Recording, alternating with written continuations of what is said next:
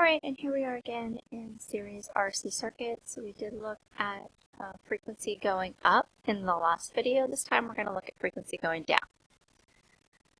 Alright, a reciprocal formula, when the frequency goes down, that means that number on the bottom gets smaller. That means your output gets bigger, right? So 1 over 2 is bigger than 1 over 4. Alright. So we are expecting, with a decrease in frequency, that the ohmic values of C1 and C2, which are the things that are affected by frequency, are going to both go up.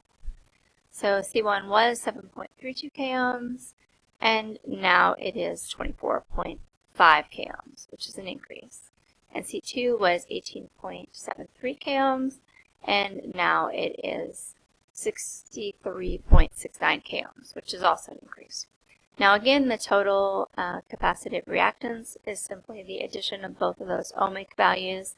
If both of them are going up, we are expecting capacitive reactance to also go up. And it does, from 26.05 k ohms to 88.19 k ohms, which is quite large. So now we have, we put it into our impedance formula, we have one value that doesn't change at all, the 20 k for our resistance, and the other one that has gone up considerably. In fact, it's more than doubled. So we are expecting impedance to go up quite a bit. And it does, it goes up to 90.43 k ohms. Now if impedance goes up a lot, we are expecting current to go down quite a bit. So current was 1.68 milliamps, and now it is 0.61 milliamps. So it has gone down quite a bit. Now once again, just like in our other example, we have an ohmic value for our resistor that's not changing and a current that is going down. So the voltage drop on our resistor is following current. It's going to go down. And we look at those numbers and we see that it did indeed go down from 33.6 volts to 12.2 volts. Now, when we were talking about in the earlier video, we are expecting both the voltage on C1 and the voltage on C2, even though both the ohmic value and the current have changed, and they have been changed opposite, right? The ohmic value has gone up and the current has gone down. We are expecting them to follow their ohmic value because the ohmic value is the larger change. And when we look at those numbers, we see that we are correct. It went from, for C1, it went from 12.3 volts to 14.95 volts.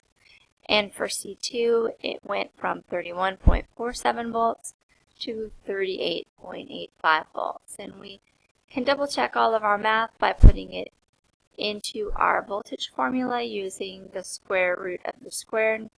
And we get 55.17 volts, which is fairly close to our original double checking voltage of 55.18. So again, those slight variations away from 55, what you see in these is due to rounding.